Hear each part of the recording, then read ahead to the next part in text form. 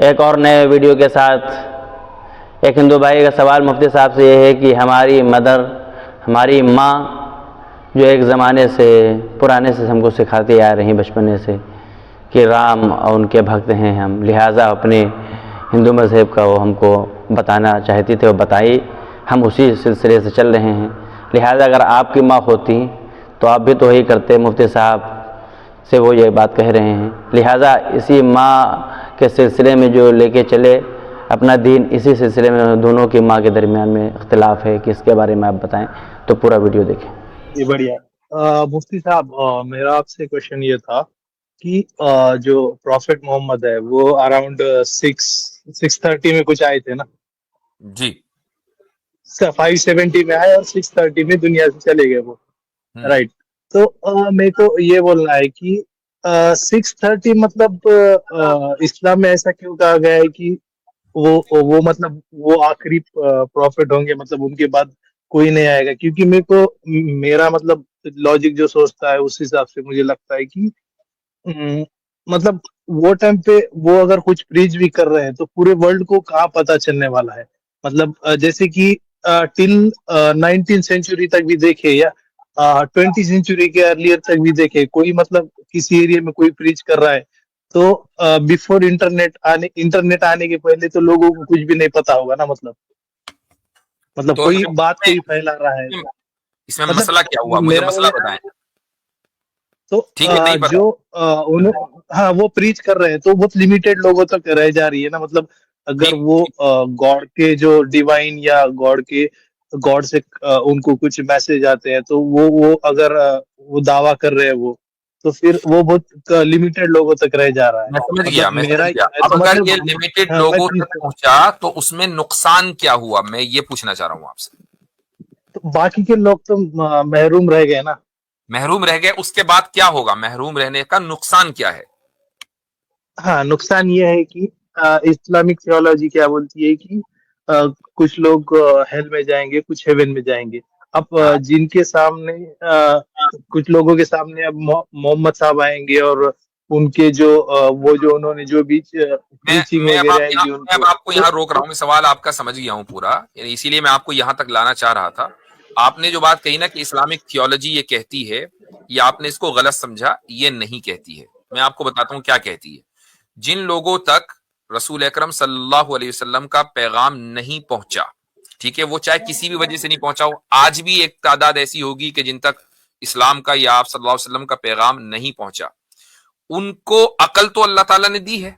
अकल तो सबके पास है, उसके लिए इस्लाम का पैगाम या इंटरनेट होने की जरूरत नहीं है। अकल तो आपके पास भी, दुनिया में हर एक आदमी के पास है। इतनी अकल कि वो अपनी अकल को इस्तेमाल करके एक खुदा यानी क्रिएटर, चाहे वो उसको अल्लाह कह रहा है, कुछ और कह रहा है, ईश्वर कह रहा है, एक क्रिएटर तक वो पहुंच सकता है कि भाई क्रिएटर एक है।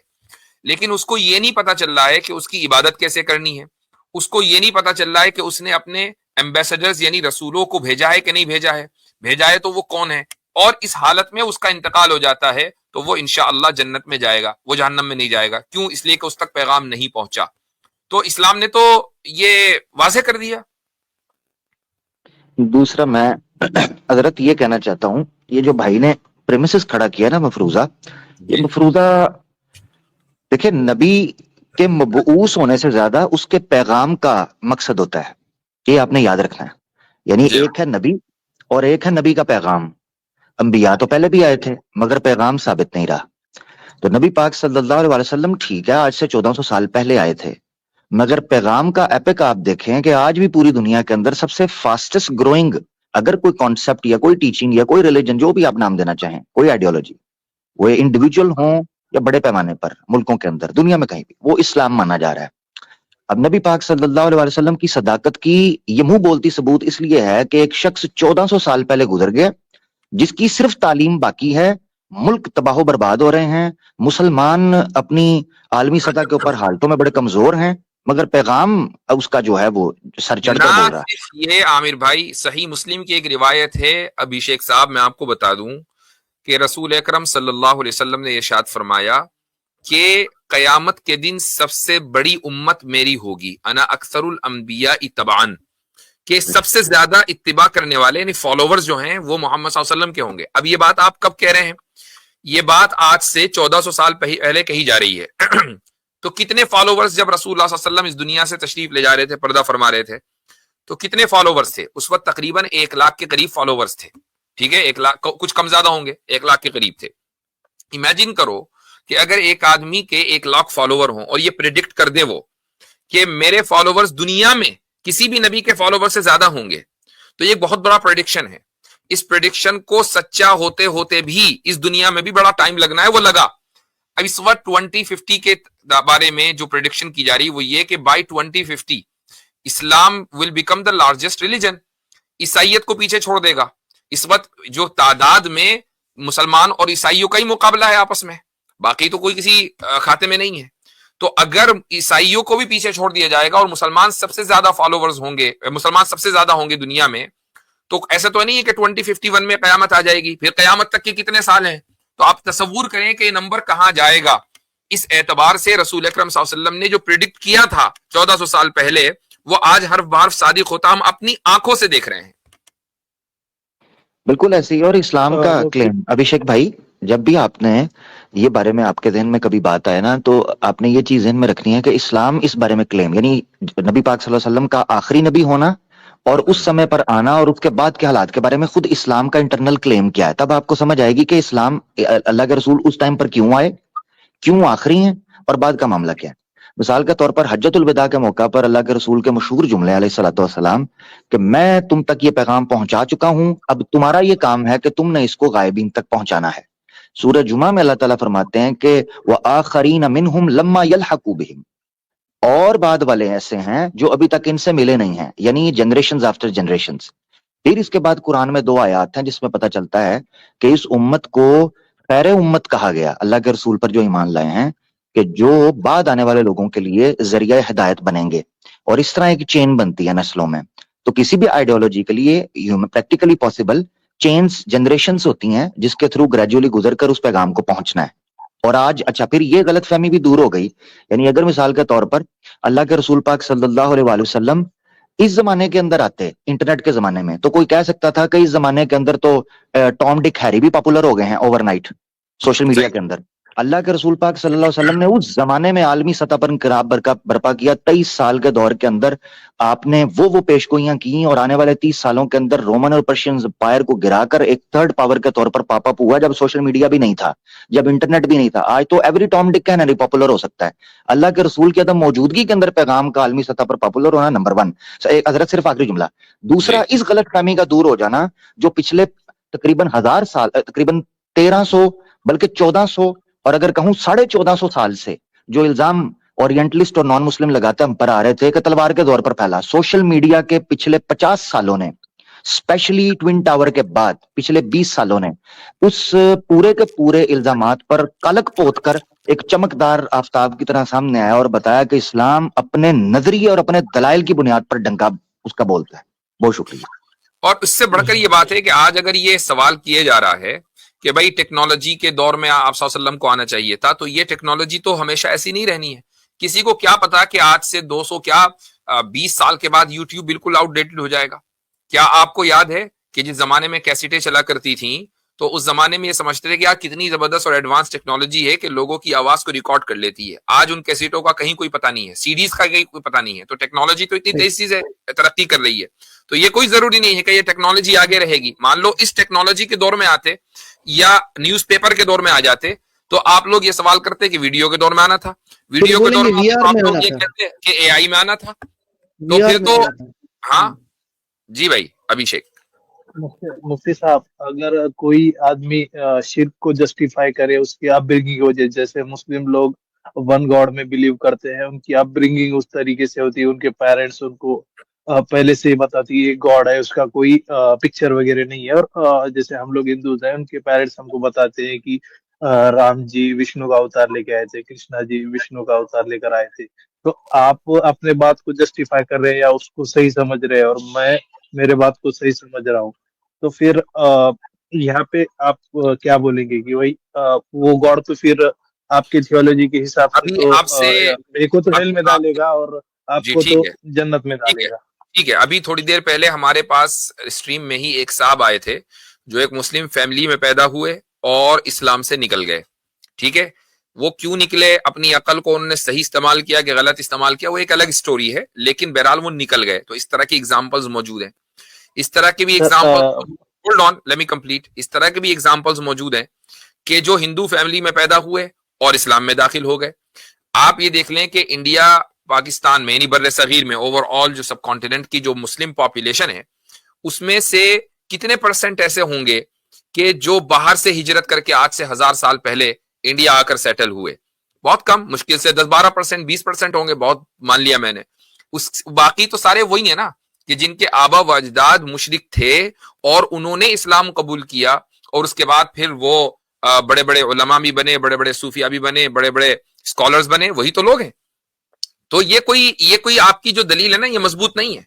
इसीलिए मैंने कहा कि अगरचे इस्लाम का पूरा पैगाम आप तक न पहुंचा हो, अकल आपके पास है कि उस अकल की रोशनी में आप ये तय कर सकते हैं कि खुदा के जो ओमनीपोटेंट है, कि जिसके पास मुकम्मल पावर है, वो अपनी पावर को त्याग कर एक इंसान के रूप में कैसे आएगा इस हमारे दरमियान। ये तो एक इंसान की अकल तस्लीम नहीं करती ना। तो क्या आप इस अकल को, क्या आप इस चीज को जस्टिफाई करते हैं?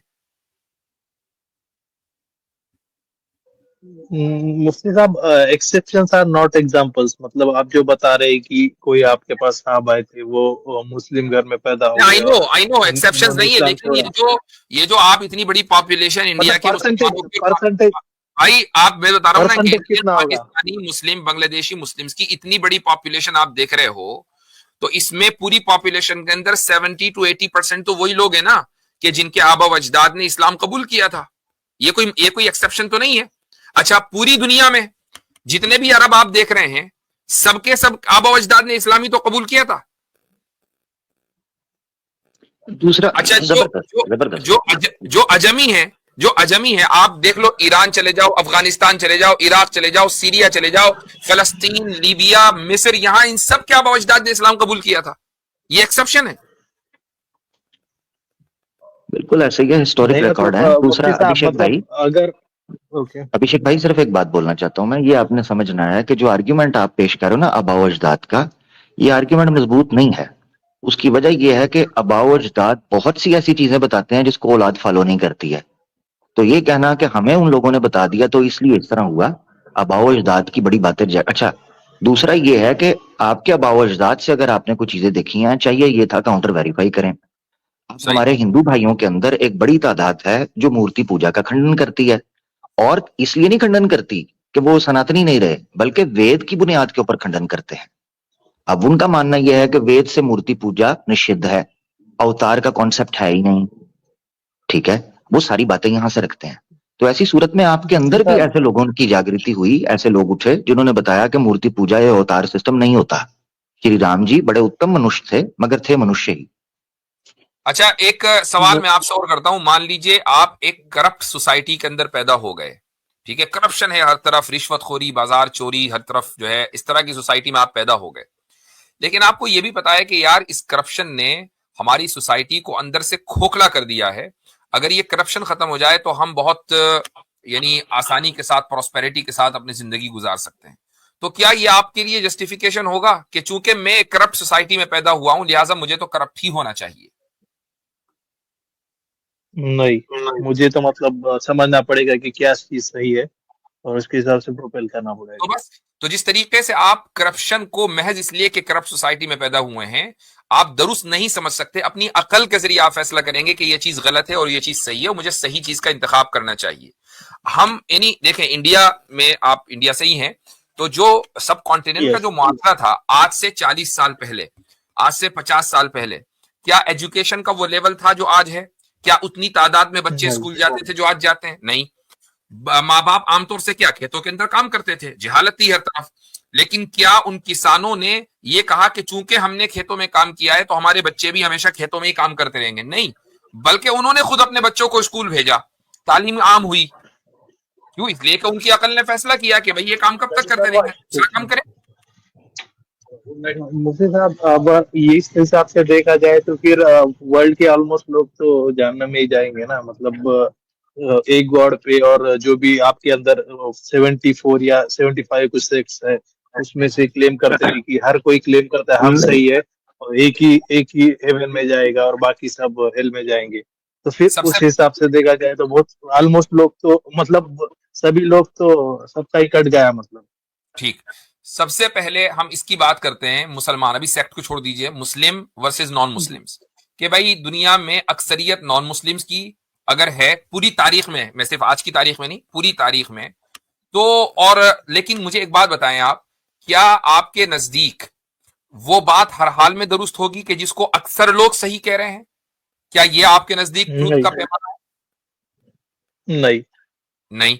मसलन आपके यहां खुद हिंदू सोसाइटी में आज भी छूत छात का बहुत बड़ा निजाम है और बड़ी तादाद में लोग उसको प्रैक्टिस कर रहे हैं, जबकि कुछ लोग ये भी कहते हैं जो रिफॉर्मिस्ट हैं कि नहीं भाई ये निजाम गलत है ना? आपके यहाँ रिफॉर्म का एक ये चल रहा है ट्रेंड, मैं मुझे मालूम है, लेकिन एक अरसे से सदियों से उसके ऊपर अमल चला आ रहा था। तो क्या आप उस छूत छात के निजाम को दुरुस्त समझते हैं? नहीं, गलत है वो मतलब। गलत है। इवन जबकि ये जो जबकि राम मंदिर का जो हो रहा है ना इंडिया में, जी राम मंदिर का जो इंडिया में, अब मेरे एरिया में तो बहुत ज्यादा सेलिब्रेशन वगैरह है। और मेरे को एक ने मतलब राम जी के बारे में बहुत मैं रिस्पेक्ट रखता हूँ अभी भी। और मेरे को एक ने उसका हिस्टोरिकल प्रूफ मांगा किसी ने, पता नहीं मतलब मेरी एक फ्रेंड के साथ आर्ग्यूमेंट हो रही थी, हिंदू ही था वो एथिस्ट था। तो मेरे को तब से मतलब थोड़ा हिंदू धर्म पे ज्यादा ये हो मतलब बहुत तो ज्यादा सर्च किया मैंने चलें अब राम जी इसी का को ले लीजिए हिस्टोरिकल आप, प्रूफ। चलें अब इसी को ले लीजिए कि आप और आप जैसे चंद हजार लाख होंगे कि जो ये कहते होंगे कि भाई राम जी का कोई हिस्टोरिकल प्रूफ नहीं है। गांधी भी उसी में आते हैं, गांधी जी भी ये कहकर गए थे कि राम जी का कोई हिस्टोरिकल सबूत नहीं है। लेकिन हिस्टोरिकल प्रूफ ना होने के बावजूद हिंदुओं की अक्सरियत ने, मेजोरिटी ने यह मान लिया कि यहां पैदा हुए थे, इस जगह, इन 10 फुट वाले, इस 10 फुट के कमरे में पैदा हुए थे। इमेजिन करें कि एक शख्सियत जो आज से करोड़ों साल पहले, लाखों करोड़ों साल पहले आई, उसके बारे में ये पता हो कि इस कमरे में पैदा हुआ था, ये बहुत ही मुश्किल है, लेकिन लोग इसको मान रहे हैं और आप इसको तस्लीम नहीं करते। तो इसका मतलब ये है कि अक्सरियत अगर मेजोरिटी किसी चीज को सही माने तो वो सही नहीं हो जाती खुद ब खुद। अच्छा हाँ, एक चीज मैं ना मेरा अभिषेक यहाँ पे भाई, अभी एक सवाल आपने यहाँ पे रहेगा। यहाँ पे एक सवाल रहेगा कि आप आप ये आपका सपोज चेंज हो जाए सवाल, आपका सवाल चेंज हो जाए तो उससे पहले मैं ये करना चाह रहा हूँ। आपने एक बात रखी कि इस हिसाब से तो मेजोरिटी जो है वो जहन्नम के अंदर जाएगी, जिसको हजरत ने बड़े जबरदस्त तरीके से क्लियर किया कि मेजोरिटी हमारे लिए रूल नहीं है बल्कि उसूल। मैं आपको ये कहना चाहता हूँ जब भी आपके ध्यान में ये चीज आए, क्योंकि ये आती है आमतौर पर ध्यान में कि इतनी बड़ी दुनिया, इतने लोग हैं जिनको पता ही नहीं है वो जहन्नम में जाए, इसका फैसला अगर आपने और मैंने करना होता ना तो हमारा कंसर्न है ये। इसका फैसला जिस अल्लाह की जात ने करना है ना, इसीलिए हम मुतलकन हुक्म नहीं लगाते कि सारे ही जहन्नम में जाएंगे, ऐसे नहीं। फर्द मुय्यन के ऊपर अगर हुक्म लगता है तो वो लगता है, और वो भी उस वक्त लगता है जब देखा जाए पूरे शवाहिद को, और उस वक्त भी कोई जन्नत और जहन्नम की तकसीम नहीं कर सकता। तो ये याद रखना है कि जन्नत और जहन्नम के बारे में ये कहना कि मेजोरिटी जन्नत और जहन्नम के अंदर ये जितने हैं सारे जाएंगे, ये फैसला हमारे हाथ में नहीं है। हमें क्या पता, आपको हिदायत मिल जाए, अल्लाह ने आपके नसीब में लिखा हो, आपके हिदायत मिल जाए, आप सच्चे को स्वीकार कर लो जैसे आप बात से लग रहा है, इस तरह कई लोग कर लेंगे। तो ये तो इंसान के ऊपर है ना, मरते दम तक मोहलत है उसके पास। मुफ्ती साहब, जी यहाँ पे मेरा क्वेश्चन ऐड ऑन रहेगा। जैसे बताया कि आपको राम का भी मतलब राम जी का मंदिर बन रहा है यहाँ पे। तो मेरे मेरे मदर का तो बहुत ज्यादा बिलीफ है कि राम जी थे और वो हमारे आराध्य हैं, ये बात है। और सेम जगह आपके आपके भी अगर पेरेंट्स है मतलब आपकी मदर है, तो उनका भी एक बिलीफ है कि एक गॉड है और एक प्रॉफिट है, उस पे हमें ईमान लाना है। और जो वो मरेंगे फिर उसके बाद कुछ क्वेश्चंस होगी और उसके बाद उनको हेल या हेवन में डाला जाएगा, राइट? तो मतलब आपकी थियोलॉजी के हिसाब से तो आपकी मदर सही चल रही है और मेरे मदर की थियोलॉजी के हिसाब से तो वो भी सही चल रही है। तो भैया अब हमारी, आपका जब कॉन्सेप्ट आता है, ठीक है जी, बोलिए बोलिए, कंप्लीट कर लीजिए। हाँ हाँ, तो फिर आपकी थियोलॉजी के हिसाब से तो हम जहन्नम में ही जा रहे हैं ना, मतलब मेरी मैं वही मदर तो कहने वाला था इतना हेल कि में जाएगी। भाई हमारी थियोलॉजी के एतबार से तो हजरत इब्राहिम के अब्बा भी जहन्नम में जा रहे हैं। हजरत इब्राहिम का आपको मकाम पता है हमारे यहाँ क्या है? हजरत पता है, इब्राहिम का नाम अब्राहम जो तीनों इब्राहिम। भी रिलीजन तो उनको तो सुना है, हजरत सुना है। इब्राहिम, हाँ। हजरत Ibrahim one of the greatest messengers, उनके बाप के बारे में कुरान करीम ने ऐलान कर दिया कि काफिर था आजर। अब कुछ लोग ये कहने लगे नहीं वो चचा था, ये था, वो सही तफसीर वो ये बाप था। एक बात। दूसरी बात, हजरत नूह का बेटा, औलाद से किसको मोहब्बत नहीं होती? हजरत नूह, जिसको आपके यहाँ बास किताबों में बास मुफक्किरीन और रिफॉर्मिस्ट ने कहा कि मनु है, तो वो एक अलग डिबेट है, लेकिन हजरत नूह का जो बेटा है जहन्नम में, हजरत लूत की बेटी सॉरी बीवी जहन्नम में। तो असल बात यह नहीं है कि रिश्तेदार की बुनियाद पर अल्लाह ताला फैसला नहीं करेगा। अल्लाह का एक कानून है, उस कानून की बुनियाद पर फैसला होगा। मैं उसकी एक मिसाल दे देता हूं। मिसाल ये है कि अगर मान लीजिए, मैं एक मिसाल ले लीजिए, मिसाल ये है कि मान लें अगर किसी मुल्क का प्राइम मिनिस्टर है या प्रेसिडेंट है और उसके किसी करीबी रिश्तेदार ने कोई जुर्म कर दिया, तो क्या कानून उसके ऊपर नाफिज नहीं होगा?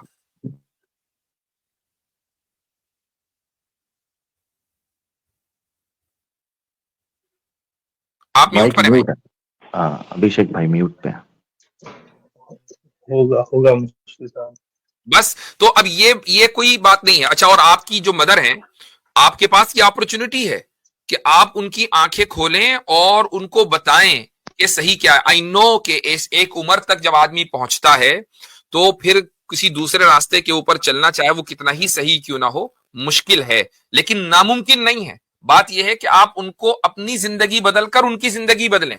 लेकिन अगर आपको ये यकीन है कि अगर मैं इस्लाम के रास्ते पर नहीं चला, मैंने एक खुदा को नहीं माना, तो हो सकता है कि मैं जहन्नम में जाऊं, या मैं यकीन है कि मैं जहन्नम में जाऊं, तो सबसे पहले तो आप अपने आप को बदलें। और अगर आपने बदल लिया तो फिर हो सकता है कि आपके जरिए आपके पूरे खानदान को हिदायत की तौफीक मिल जाए, ये मुमकिन है। लेकिन अगर आप महज ये सोच रहे हैं कि यार ये अजीब थियोलॉजी है कि उनके एतबार से तो वो ठीक है और मेरे एतबार से मैं ठीक हूं, ये तो हर दुनिया की हर फील्ड में होता है। दुनिया की हर फील्ड में ऐसा ही है। आप मसलन, मैं उसकी एक और मिसाल देता हूं।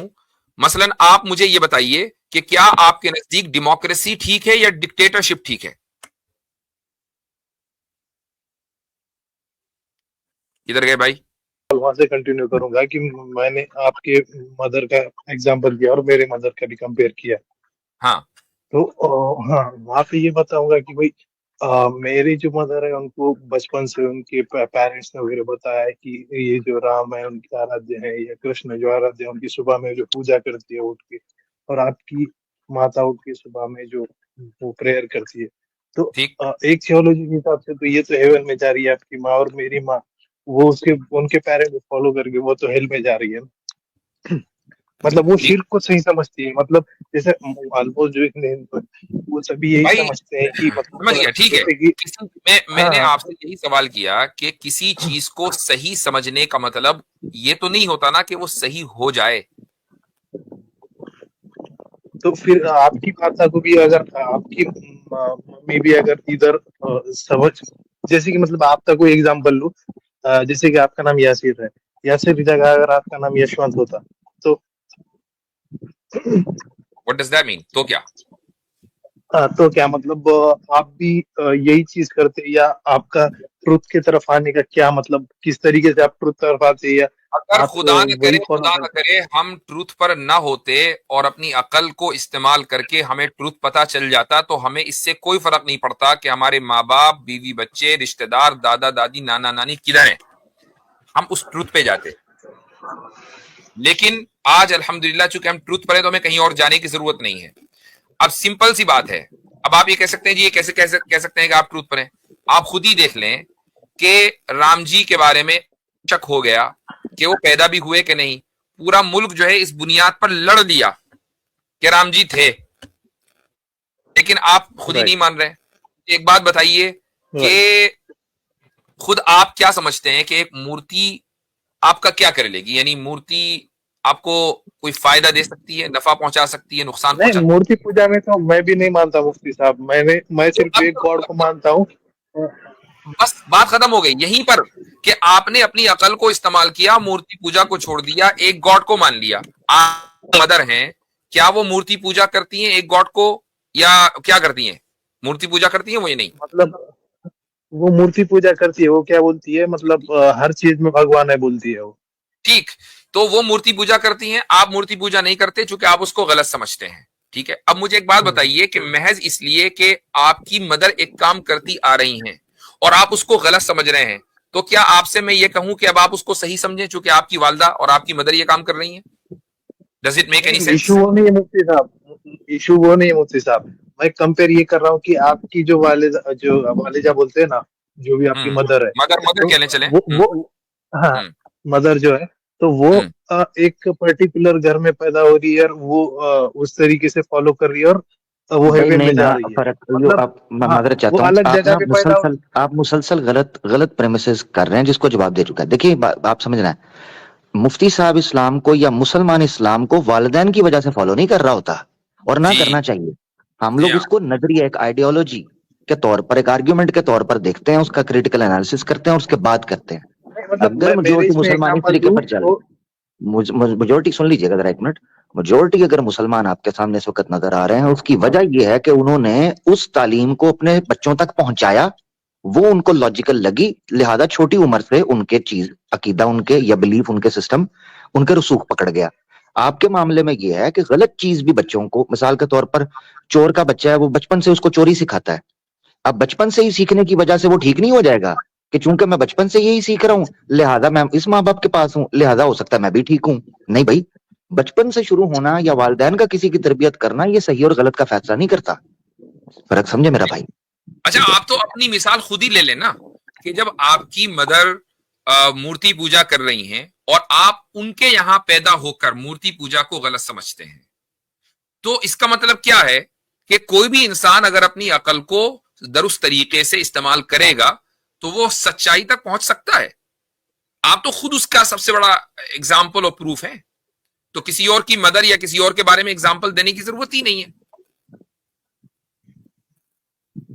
तो राइट मुझसे मेरा आखिरी सवाल ये होगा कि मैंने जो अभी रिपीट किया था, आपका नाम अगर समझो अगर आप किसी क्रिश्चियन में पैदा होते हैं तो आपका नाम सपोज ये हुआ रहेगा, तो आपका ट्रूथ फाइंड आउट करने का या एक रिलीजन जो करेक्ट रिलीजन है, मतलब हम्म सही रिलीजन है, उसको फाइंड आउट करने का मतलब आप किस तरीके से क्या करते हैं? तरीका अगर रहेगा मैं बताता हूं आपको आप क्या तरीका रहेगा। ये आपने सवाल अच्छा हाँ किया है। हाँ हम यहां से हाँ, शुरुआत करते हैं कि मेरे और आपके दरमियान एक चीज कॉमन है और वो ये कि मूर्ति पूजा गलत है। ठीक है, हम यहां से शुरुआत करते हैं। ठीक, राइट मान ले हमने ये तस्लीम कर लिया कि मूर्ति पूजा गलत है और किसी मूर्ति के सामने सर नहीं झुकाना है, एक खुदा को मानना है। यहां से हम शुरुआत करेंगे। आप एक हिंदू घराने में पैदा हुए, मान लीजिए मैं किसी और घराने में पैदा होता।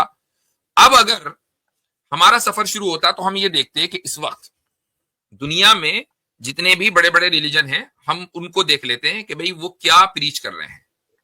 तो सबसे पहले हम उठाएंगे हिंदुइज्म को। हिंदुइज्म में हम इसलिए नहीं जा सकते चूंकि हिंदुइज्म मूर्ति पूजा के अंदर बिलीव करता है और हम मूर्ति पूजा को गलत समझ रहे हैं। हम दोनों में और आप साथ चल रहे हैं, ठीक है। हिंदुइज्म में तो हम इसलिए नहीं जा सकते। बात समझ में आ गई? राइट। तो हिंदुइज्म तो हो गया साइड में, इसको रखो साइड में। अब बचे आपके सामने कौन कौन से ऑप्शन, क्या क्या ऑप्शन है आप खुद ही बताओ कौन कौन से ऑप्शन है बड़े बड़े। क्रिश्चियनिटी है, जुडाइज्म है, जैनिज्म है, बुद्धिज्म है। बुद्धिज्म और अच्छा जैनिज्म को इसलिए नहीं लेता मुफ्ती साहब की वो एथिस्टिक रिलीजन है, और मेरा जो ठीक, फर्स्ट क्राइटेरिया एक भी गॉड है, तो वो आउट चले ऑफ हो जाते हैं, तो ये उसमें सब निकल गए। एथिज्म अब आएगा आपके सामने तीन बचे, इनटू। क्रिश्चियनिटी बची, जुडिज्म बचा, इस्लाम बचा। ठीक, सबसे पहले क्रिश्चियनिटी को ले लो चूंकि सबसे दुनिया में यानी हर जगह क्रिश्चियंस आपको मिल जाएंगे। राइट क्रिश्चियनिटी में खुद मूर्ति पूजा होती है। कैथोलिक्स में राइट आप होती किसी भी चर्च में चले जाएं सबसे बड़ा स्टैच्यू जीसस का लगा हुआ है। एक बात। है। दूसरी राइट बात, दूसरी बात यह है कि क्रिश्चियनिटी और हिंदुइज्म में इस एतबार से क्या फर्क है कि हिंदू भी कह रहे हैं कि खुदा जो है अवतार की शक्ल में दुनिया में आया और क्रिश्चियन भी कह रहे हैं कि खुदा जीसस की शक्ल में दुनिया में आया। राइट, कॉन्ट्राडिक्ट करती है मुफ्ती साहब, मतलब कोई गॉड होना और तो गॉड किस किसी का वजह से, अवतार लेके आना। एग्जैक्टली तो जिस वजह से हमने हिंदुइज्म छोड़ा तो उसी वजह से हम क्रिश्चियनिटी छोड़ेंगे। अब आ जाइए आप जूडिज्म पर। जूस आपको कबूल ही नहीं करना चाहते, वो तो रेसिस्ट है। वो ये कहते हैं कि जो हमारे खानदान में पैदा हुआ साल्वेशन उसके लिए, बाकी किसी के लिए नहीं। तो उनके दिन को मान राइट कैसे ले? अब राइट, आपके वो पास तो बोलते हैं कि मतलब ये रिलीजन नहीं है, ये एक रेस है, बोलते हैं ना वो। एग्जैक्टली तो अब आपके पास ऑप्शन सिर्फ और सिर्फ इस्लाम बचा, जो ये कहता है कि एक खुदा को मानना है कि जिसको कोई इस दुनिया में देख नहीं सकता, जिसकी कोई मूर्ति नहीं है, जो इंसान जैसा नहीं है, ना कोई इंसान जैसा है। आपके पास सिर्फ एक ऑप्शन बचा जो ये कहता है इस्लाम के हमने इंसानियत को रहती दुनिया तक के हिदायत दी है, हिदायत का तरीका बताया है। अब मुझे एक बात बताइए कि आपके पास फिर ऑप्शन है क्या इस्लाम के अलावा? इस्लाम के अलावा तो मुझसे एक मिनट मुफ्ती साहब, अरे यार शिट, एक मिनट, अभी मेरे एक दो क्वेश्चन थे मुफ्ती साहब, मैं नोट करके रखा हूँ। जी और इस्लाम और नॉट, हाँ मुफ्ती साहब, अगर ये होता है कि इस्लाम का अगर ट्रू फेस किसी के सामने नहीं आता, मतलब मैं तो जेन्युइनली रिसर्च कर रहा हूँ और मेरे सामने इस्लाम का ट्रू फेस, मतलब कोई भी ट्रू रिलीजन जो है उसका फेस ही मेरे सामने नहीं आता है। मतलब जैसे आज अगर कोई एक नॉर्मल हिंदू भी होगा या कोई भी होगा, तो वो अगर जनरल रिसर्च करेगा तो उसको ये पोर्ट्रे कराया जाएगा कि मुस्लिम ऐसे है वैसे है, तो वो सिचुएशन में क्या रहेगा? मतलब ट्रू फेस सामने नहीं आ रहा है, देखें, एक आदमी, मतलब जो मैं एक्चुअल बता देता जिसका हूँ, मैं बता देता हूँ, एक आदमी रिसर्च करता है अपनी अकल की बुनियाद पर, उसने एक खुदा को तस्लीम कर लिया कि हाँ भाई खुदा है, ठीक है। अब जब उसने इस्लाम के बारे में रिसर्च करनी शुरू की तो उसके पास मिस इन्फॉर्मेशन आ गई, हमारे पर्सपेक्टिव से उसके पास मिस इन्फॉर्मेशन आ गई, हर तरफ मीडिया, सोशल मीडिया में उसको उल्टा ही पता चल रहा है। इमाम गजाली एक बहुत मशहूर स्कॉलर 5th सेंचुरी में गुजरे हैं, तो उनकी एक किताब है फैसल तफरीका, तो उस किताब में उन्होंने ये लिखा है, और यानी एक ऐसे स्कॉलर हैं कि जिनकी बात को उनके बाद वालों ने बड़ी तादाद में तस्लीम किया है। वो ये कहते हैं कि एक आदमी अगर उसके पास इस्लाम की सही इंफॉर्मेशन नहीं पहुंची, लेकिन वो तौहीद का कायल है, यानी एक खुदा को मानता है, और इस हाल में उसका इंतकाल हो जाए तो वो इंशाल्लाह जन्नत में। ओके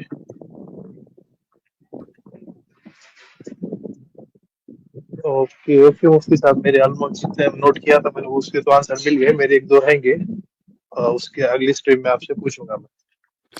ठीक है, बात सही है, वो आप अगली स्ट्रीम में तो आप पूछेंगे बहुत सारे, और सवाल कभी खत्म नहीं होंगे, सवाल तो आपके जहन में आते नहीं रहेंगे, मतलब, जैसे आप, मैं बता रहा हूँ, हाँ सुन लीजिए, जैसे जैसा आप रिसर्च करते जी जी रहेंगे सवाल आते रहेंगे। हमें खुद ऐसा नहीं है कि हमें सब पता है, दिन रात हमारे जहन में सवाल आते हैं, हम रिसर्च करते हैं तो सवाल का जवाब हमें कहीं ना कहीं मिल जाता है। तो बात ये नहीं है, बात ये है कि आपको बुनियादी तौर पर यह बात पता चल चुकी है कि खुदा एक है और उसकी कोई मूर्ति नहीं है, और ऑप्शन सिर्फ इस्लाम है, तो इस्लाम को कबूल करने में देर किस चीज की है? बेशक। देर, देर का तो नहीं पता, मतलब गॉड पे तो मैं पूरा कन्विंस हूँ, और प्रॉफिट मोहम्मद पे भी ऑलमोस्ट मतलब कन्विंस हूँ मैं। स्टेप लेना है आपने, वो रास्ता है जिस हाँ, रास्ते को आप ठीक समझ चुके हुए हैं। अब उस उस पर रास्ते स्टेप के अंदर लेना। चलकर, उस रास्ते के ऊपर चलकर आपको जो जो चीजें दिखाई देंगी उस बारे में पूछते जाइएगा। मतलब आप ये रास्ता जो आपने, मिसाल के तौर पे आपके सामने 3 जो 4 रास्ते आपने बताए थे, मुफ्ती साहब ने कहा भाई ये रास्ते में इसलिए नहीं जा सकते, इसमें इसलिए नहीं जा सकते, इसमें इसलिए नहीं जा सकते, और इसमें आप चल सकते हैं, तो आप एंटर होंगे, चले, और एंटर होने के बाद फिर जो सवालात आएंगे उसको साथ बिल्कुल साथ क्लियर आएंगे, करते रहेंगे। सिंपल। बिल्कुल आएंगे। ये असल में देखें, बात ये है कि हाँ यहां पर एक इंसान को ये देखना पड़ता है कि मुझे अपनी सुननी है या अपने बनाने वाले की सुननी है, कि जिसने मुझे ये रास्ता दिखा दिया। इससे बिल्कुल बढ़कर और क्या बात होगी कि मैं अमेरिका में बैठा हूं, आप इंडिया में बैठे हैं, मैं आपको नहीं जानता, आप जाती तौर पर मुझे नहीं जानते, ठीक है, और आप, बहुत सारे लोग इस वक्त, हमें 2000 से ज्यादा लोग देख रहे हैं, और बहुत बड़ी तादाद में स्ट्रीम में आने की कोशिश कर रहे हैं। आप एक मरतबा नहीं, आज ही 2 मरतबा स्ट्रीम में आए, जबकि बहुत से लोगों को एक मरतबा भी मौका नहीं मिलता, और उसके बाद आपके सामने ये मुकम्मल बात आ गई, आपने उसको तस्लीम भी कर लिया। तो मुझे बताइए मेरे भाई कि रास्ता दिखाना फिर किसको कहा जाता है? अल्लाह अल्लाह। अल्लाह। और एक बात मैं तो वैलिड है मुफ्ती मुफ्ती साहब साहब। की एक और क्वेश्चन इसमें ऐड करूंगा मुफ्ती साहब, जी तो क्या कीजिए, जी ये क्वेश्चन ऐड करूंगा मुफ्ती साहब। अगर मैं सपोज 13 या 14 सेंचुरी का आदमी होता, जो जो मतलब अभी तो इंटरनेट का एज है, या जैसे एक मिनट, आवाज आमिर भाई आवाज आमिर भाई सॉरी, मेरी तरफ से आवाज आ रही है? जी जी अब आवाज चली गूंज गई, रही। अब फिर से आ रही है, बंद हो हाँ गई। अब ठीक है जी भाई, क्या कह रहे थे? 13-14 सेंचुरी क्या बोले? 13-14 सेंचुरी का आदमी होता, और मैं मेरे अकल से खाली इतना ही पता कर लेता कि भाई गॉड तो एक है, और उसकी जो मूर्ति बनाना है वो तो टोटली लॉजिकल है, या उसको किसी का अवतार मानना, मतलब ये बातें एक दूसरे से कॉन्ट्राडिक्ट करती है, जैसे जीसस के केस में भी है। तो मतलब मेरा हाल क्या होता, मतलब अगर मैं सिर्फ खाली गॉड तक पहुंच रहा हूँ, मतलब thirteen Mohammad fourteen prophet. 13-14 century, यानी आज से 600 साल पहले अगर आप होते। हाँ मतलब बोलने का एग्जाम्पल मतलब ये है कि मतलब जब भी जो टाइम है कि यहाँ पे अब मेरे को कोई बुक पढ़ना है तो मैं पढ़ सकते हैं, पढ़ ठीक सकता है हूँ, ठीक या है कोई आसान ठीक है। हाँ, आसान हर लफ्जों में चीज हजरत एक्सेसिबल है, एक्सेसिबल। आसान लफ्जों में वो ये कहना चाह रहे हैं कि मेरे तक तौहीद का पैगाम तो इमेजिन पहुंच गया, मुझे समझ आ गया, मगर रिसालत जो है मुझे नहीं पता चला। जी, भाई प्रॉफिट वो, हो। उसके लिए आप 13-14 सेंचुरी में नहीं, आज भी ऐसे बहुत से अफराद हैं कि जो अपनी अकल से ये तो पता लगा सकते हैं या लगा लेते हैं कि खुदा एक है और उसकी कोई मूर्ति नहीं, चूंकि वो हम जैसा नहीं, लेकिन रिसालत या इस्लाम की बात उन लोगों तक नहीं पहुंची। दुनिया के रिमोट एरियाज में, मैं कहता हूं, इसकी एक मिसाल देता हूं, नॉर्थ कोरिया में जो लोग हैं, आप वहां तक बाहर से कोई इंफॉर्मेशन अंदर नहीं जा सकती है।